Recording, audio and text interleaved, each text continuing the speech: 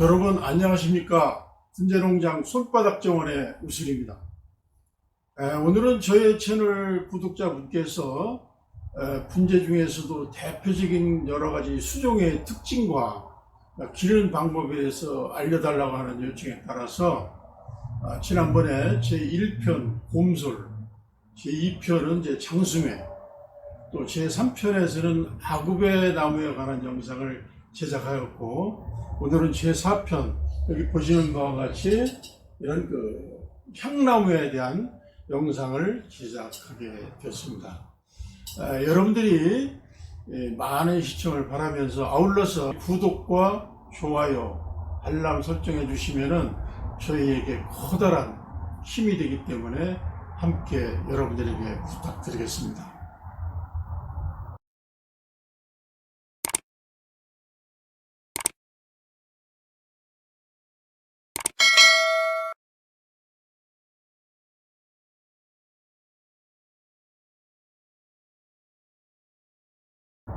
먼저 향나무라고 표현하는 사람도 있고, 이런 것들을 진백이라고 표현하는 사람도 있었는데, 우리말로 순수하게 하면은 향나무가 맞다고 하고, 진백이라는 말은 함유로 표기한 말이다, 이렇게 이해하시면 될 것 같고, 이 향나무는 여기 보다시피 하얀 부분이 죽어 있는 부분이고, 붉긋붉긋한 부분은 이제 살아있는 부분.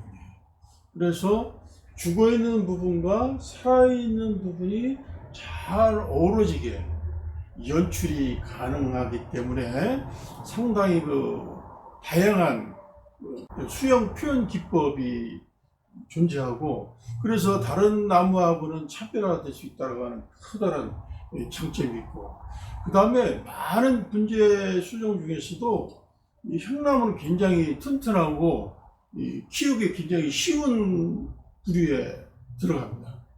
그래서 이런 죽어있는 부분과 살아있는 부분이 같이 어우러져서 표현할 수 있다는 장점과 함께 키우기가 굉장히 수월하고 쉬운 수종이기 때문에 처음 분재를 시작하시는 분들은 한 번 정도 이런 나무를 한번 키워보는 것도 괜찮다라고 생각합니다.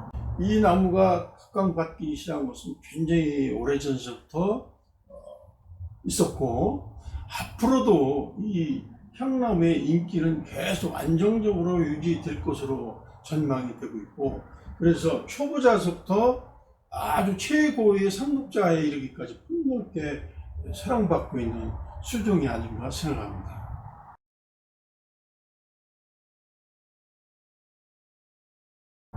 향나무의 자생지는 사실은 아주 높은 고산지대라든가 이런 섬 같은데 이런 데에서 많이 자라고 있고 그렇긴 합니다만은, 우리나라의 향나무는 안타깝게도 다소 좀 잎이 길이가 길고 두툼하고 그렇기 때문에 많이 사용되고 있지 않습니다. 현재 우리나라에서 유통되고 있는 향나무의 거의 대부분은 일본에서 우리나라에 들어와서 우리나라에서 샘목에 의해서 번식시켜놓은 그런 나무들이 되겠습니다. 그래서 주로 일본에서 들어온 것들인데, 대표적인 것이 크게 보면은 두 가지 종류가 있다고 봐야 돼요.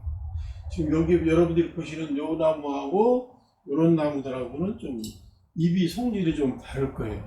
이런 것은 일본의 기주 지방 이름을 사용합니다. 그래서 기주 지방에서 자생한다 그래가지고 기주 진백이라고 얘기하고, 지금 이런 것들은 일본의 사어천 지역에서 자생한다 그래가지고 사어천 진백이라고 하고 있습니다. 근데 과거에 이 기주진백이 한때 굉장히 각광받았던 시절이 있었습니다만은, 지금은 이 기주진백보다는 이런 사어천 진백 쪽이 상당히 훨씬 더 각광받고 있습니다. 거의 아마 국내에 유통되고 있는 90% 이상은 사어천 진백이라고 볼 수 있을 겁니다. 그래서 왜 그럼 사어천 진백이 많이 유통되고 있느냐? 바로 엽성 때문에. 그리고 이 기주진백은 엽성도 문제가 좀 두툼하고 길고, 또 거기다가 목질부도 다도 좀 약해요. 그러다 보니까 아까도 얘기했지만은 이렇게 이 하얗게 죽어있는 부분, 죽을 살이라고 그러는데, 살이를 내면은 오랫동안 지탱하지를 못하는 그런 문제점들이 있어요. 그래서 최근에는 이런 사오천 진대 이런 것들이 유통되고 있다라는 거. 또 거의 대부분이 이렇게 삽목에 의해서 번식돼 가지고 키워져 나오는 것이 유통되고 있다라는 말씀드립니다.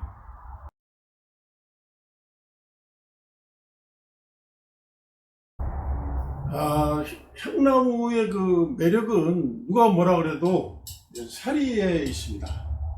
이렇게 그 죽어있는 부분을 살이라고 제가 말씀드렸죠. 그래서 이 죽어있는 부분과 살아있는 부분, 이런 것이 이제 이게 죽어있는 부분이고, 이 부분만 이제 살아있는 부분인데, 이것이 잘 어우러지게 해서 연출이 가능하기 때문에 이것은 그 굉장히 독특한 모양의 나무를 연상할 수가 있습니다. 이렇게 사리를 왜 이렇게 하느냐? 여러분들이 이렇게 상상을 해 보십시오. 해발 한 1500고지 정도 되는 높은 산에 올라가면은 이 나무가 오랫동안 살다가 죽어요. 죽으면서 이제 여러 가지 풍화 작용에 의해서 죽었던 부분이 이렇게 다 하얗게 속신만 남게 되고 그렇게 되겠죠. 그런데 그러면서도 이렇게 보면은 밑에서 또 새로운 싹이 나와서 이렇게 자라고 있는 모습, 죽어 있는 부분과 살아 있는 부분이 아주 잘 어우러져 있는 모습들을 아마 발견할 수 있을 거예요. 바로 그러한 느낌이 들게끔 연출이 가능합니다. 근데 이렇게 연출을 할 수 있는 나무는 많지 않아요. 송백류에서는 이제 주목 같은 것이 좀 이 향나무와 함께 그런 것들이 연출이 되고, 다른 나무에서는 뭐 소나무도 있긴 합니다만, 소나무는 조금 부분적으로 이렇게 연출하는 게 더 바람직하고, 또 이 참목류는 거의 그런 것들을 기대하기 어렵습니다만은, 매화라든가 벚나무 이런 것들은 또 일부 그렇게 할 수도 있어요. 하지만은 이렇게 향나무처럼 다양하게 이렇게 매력적으로 만들기는 굉장히 어렵고, 또 이 나무의 특징 중에 하나는 나무 가지가 이런 데가 굉장히 부드러워요. 부드럽기 때문에 철사거리를 통해서 연출이 쉽게 가능하기 때문에 꾸준하게 인기를 누리고 있는 가장 큰 요인이 아닌가 생각이 듭니다.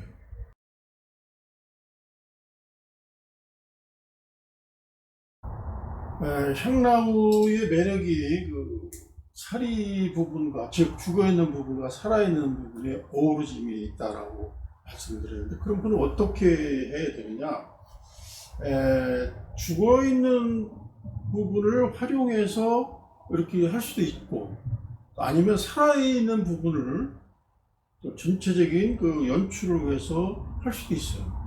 그래서 방법은 껍질을 벗겨내는데, 이 목질부가 보일 때까지 이렇게 아주 예리한 칼 같은 걸로 해서 벗겨냅니다.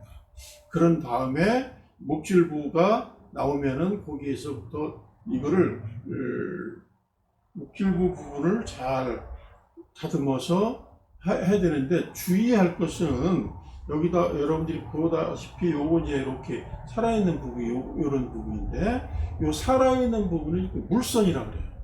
그래서 이 물선과 이 사리 부분이 있는데, 이것이 쭉 선을 따라서 물선이 올라가면서 그 양분이 올라가서 나무가 자라야 되기 때문에, 이 물선이 끊어지면 나무가 죽어요. 그래서 물선이 끊어지지 않게 하면서 해야 된다는 굉장히 그 고난이도의 기술이 필요합니다. 그래서 이런 것들을 물선은 잘 살리고, 또 필요치 않은 부분은 이렇게 사리를 쳐서 연출해야 되는데, 이거는 상당히 그 어려운 작업이다라는 말씀 드리고, 이렇게 그 껍질 다 벗겨나고 목질부까지 세심하게 그 결을 따라서, 나무 결을 따라서 이렇게 해줘야 됩니다. 그렇게 하면서 다 되면은 요거를 이제 거칠거칠한 부분이 있으면은 사포 같은 걸로 이렇게 다듬어주고, 이것이 또 오래되면은 물 닿게 되면은 이게 썩을 수도 있잖아요. 썩어서 또 부러지기도 하고 무너지기도 하고 그러는데, 그런 걸 방지하기 위해서는 여기다가 이제 석회융합제라고 하는 것을 이렇게 여기다 발라줍니다. 그렇게 하면은 세균이라든가 이 벌레들이 침투하는 것들을 방지할 수가 있어요.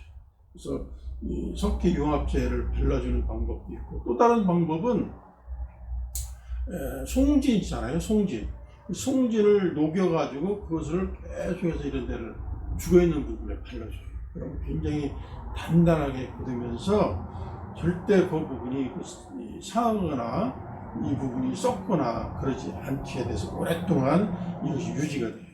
그렇게 해주는 것이 좋고, 이러한 작업은 언제 그러면 뭐 껍질 벗기고 하는 거 언제 되느냐, 1년 중 뭐 언제든지 가능합니다.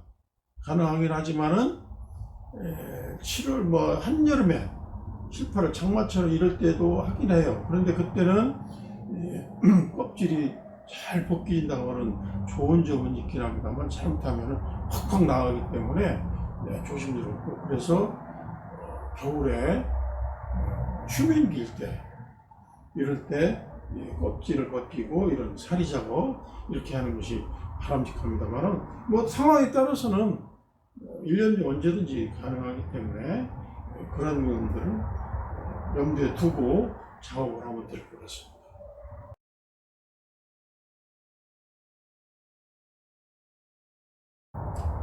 이런 향나무의 그 번식 방법은 생각보다 굉장히 쉽습니다. 가장 흔히 많이 사용하는 것이 삽목이에요. 즉 가지를 잘라서 꽂기만 하면은 뿌리가 나온다는 얘기인데, 아주 1년생, 2년생 어린 그 가지도 잘 돼요. 또 뭐 몇 년 지난 거, 뭐 4, 5년 정도 지난 거, 이런 것들도 잘라서 꽂으면은 바로 뿌리가 내리고 활착률도 굉장히 높은 거. 또 일본의 그 자료 같은 걸 보면은 이렇게 굵은 나무 이런 걸 갖다가 잘라서 꽂아가지고서 뿌리에 내리는 뭐 그런 뭐 자료들도 있긴 합니다. 아무튼 이 삽목이 잘 되는 수종이기 때문에 쉽게 누구든지 좋은 소재를 만들어낼 수 있는 강점이 있습니다.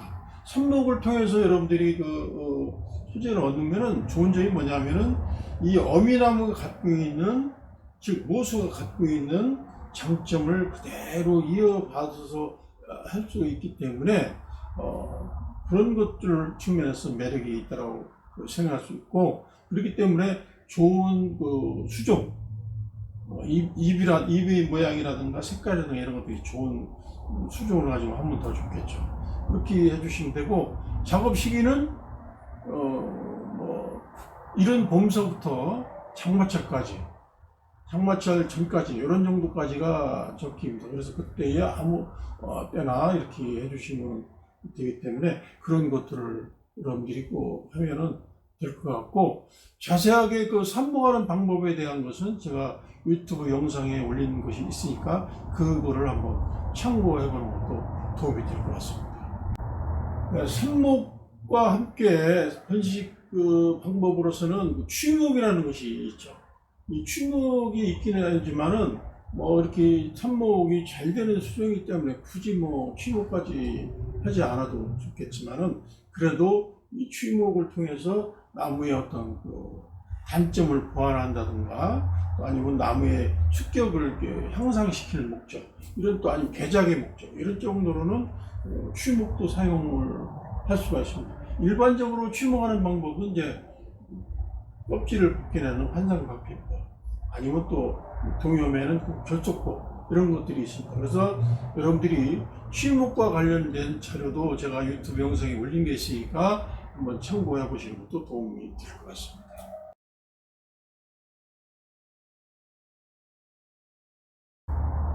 다음은 그 향나무를 키우기에 적합한 장소는 뭐 양지 바르고 통풍이 잘 되는 곳이면 뭐 어디든지 상관이 없이 잘 됩니다.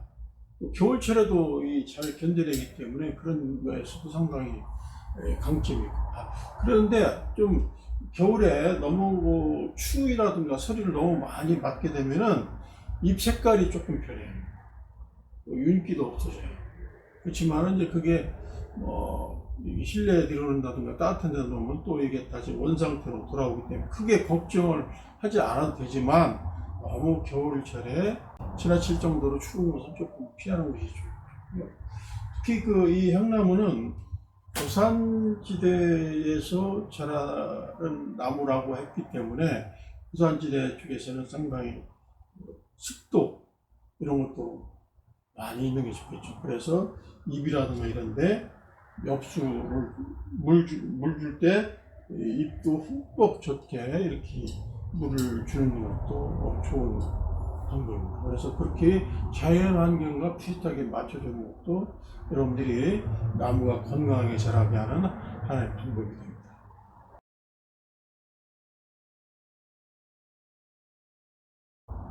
물 주는 방법은, 이 향나무가 아까도 말씀드린 바와 같이 고산지대, 절벽 뭐 이런데, 무인도 이런 데서 자생하기 때문에 물이 상당히 밑에 수분 정도 수분은 많지 않아도 되겠고, 반면에 습도는 상당히 많은 환경에서 자라는 나무입니다.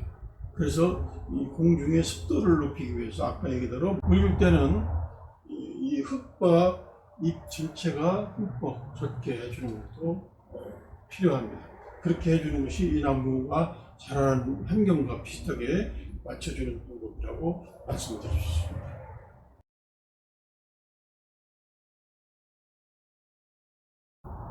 향나무의 병충해는 생각보다 그렇게 굉장히 병충해 별로 없는 수준이에요.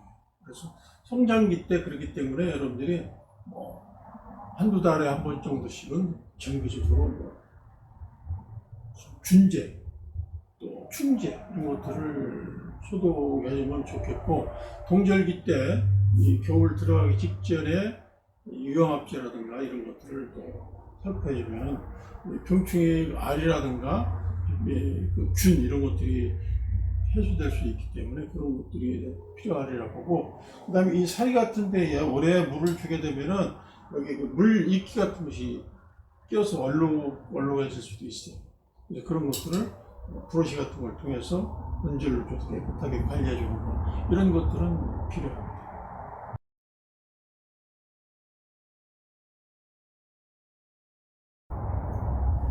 이 향나무는 일반 소나무나 이런 것들에 비하면은 많은 거름을 필요치 않습니다. 그래서 그런데 많이 주지 않아도 되기 때문에 큰 걱정을 하지 않으셔도 되리라 가지고, 그래서 봄철에 간단하게 가볍게 거름을 주시는데, 여기 보다시피 여기도 이런 망을 통해서 조그만 소금의 경우는 거름 주는 것도 좋겠고요. 제가 거름 주기 위해서도 언급자에도 했었지만은 모든 나무의 봄 거울보다는 가을 거름이 더 중요합니다. 가을 거름을 잘 줌으로 인해서 겨울에 거의 충실해지고, 그 다음에 봄에 싹 틔우는 것이 굉장히 활발하기 때문에 가을 거름은 특히 더 한번 강조합니다. 그래서 거름주기에 관한 자세한 방법도 제가 유튜브 영상에 올린 게 있으니까 그런 것들을 참고하는 것도 도움이 될 것 같습니다.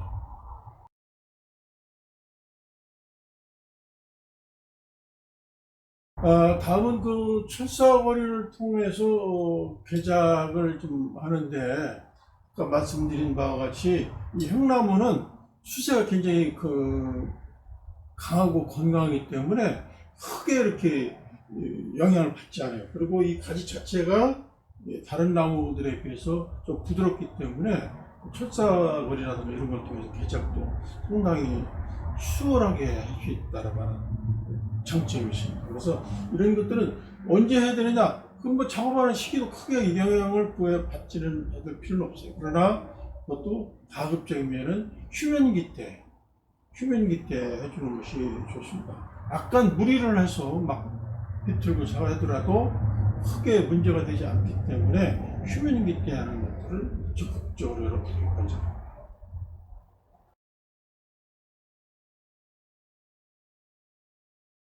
네, 향나무의 분갈이는 다른 일반 송백류보다는 조금 주기를 빨리 해주시는 게 좋겠습니다. 다른 송백류에 비해서 뿌리가 굉장히 강하고 건강하고 튼튼하고 그래서 또 발달이 많이 되기 때문에 이것을 주기를 조금 길게 하면은 이 나무의 전체적인 추세가 좀 떨어지는 경향이 있을 수 있습니다. 그래서 다른 나무, 송백류, 특히 소나무나 이런 것들에 비해서는 한 1, 2년 정도 주기를 빨리 해서 해주시는 것이 좋겠다는 말씀드리고, 분갈이 하실 때는 붉은 뿌리는 과감하게 쳐버리고 가는 뿌리는 살려서 양분을 충분히 빨아들이는 것은 결국은 가는 뿌리가 하는 역할이잖아요.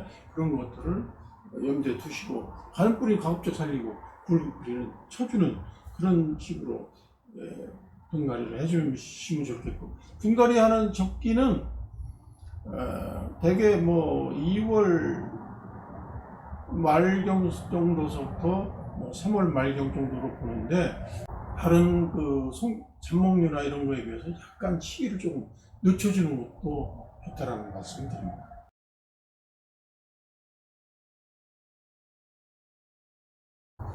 향나무를 심을 때 적합한 용토는 저옥토하고 마사토를 섞어서 사용하면 좋을 것 같습니다. 나무에 따라서 배합 비율은 좀 달라지긴 하겠지만 대개의 경우 저옥토가 한 6 정도, 마사토가 한 4 정도 이런 정도로 섞어서 사용하면 되지 않을까 가지고, 특히 이 향나무는 산성 토양을 극단적으로 싫어합니다. 그런 것들을 이 때문에 녹소토라든가 이런 것을 사용하지 않는 것이 좋을 것 같고, 여러분들이 취목이나 선봉할 때도 그런 것들은 꼭 염두에 둬야 될 것 같아요. 그래서 그런 것들을 피하는, 그래서 흙을 사용해야 된다라는 말씀을 드립니다.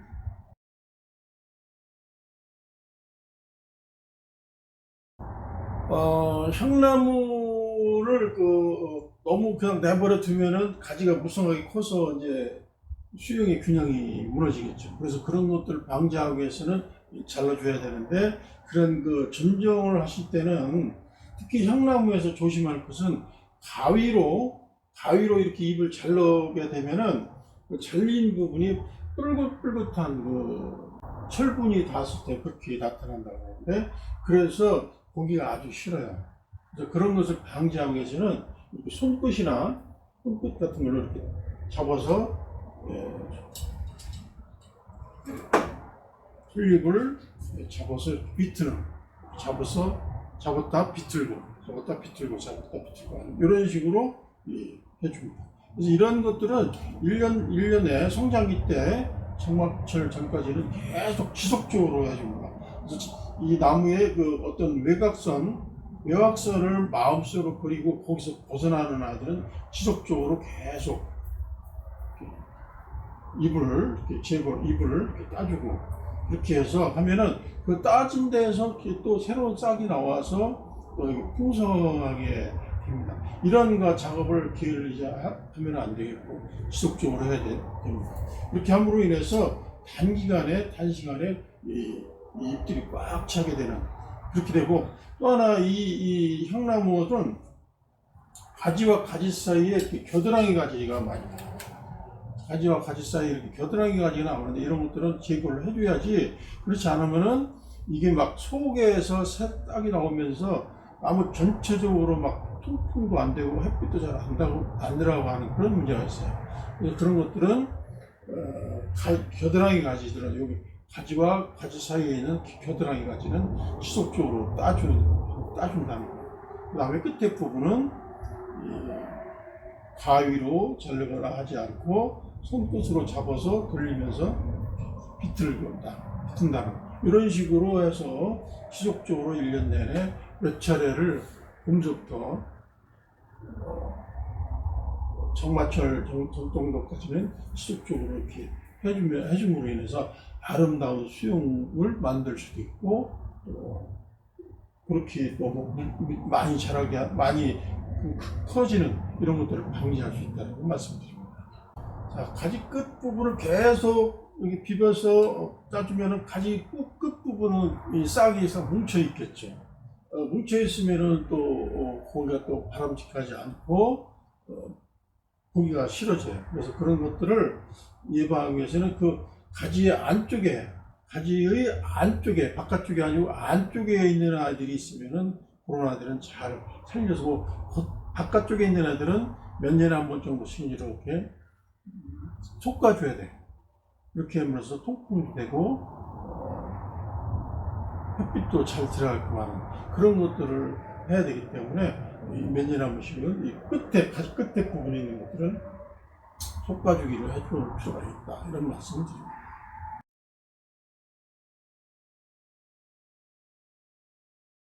네, 이렇게 해서 오늘은 살아있음과 죽음이 함께 어우러져서 아름다움을 연출해낼 수 있는 향나무의 특성에 대해서 알아보고 또 이 기르는 방법에 대해서도 알아봤습니다. 아까도 말씀드린 바와 같이 이 초보자서부터 아주 상급자까지 사랑을 받고 있는 이 향나무 여러분들이 한 번 정도 키워보는 것들도 필요하지 않은가 적극 권장해 봅니다. 이상으로 오늘의 영상은 모두 마치도록 하겠습니다. 지금까지 시청해 주신 여러분 대단히 감사합니다.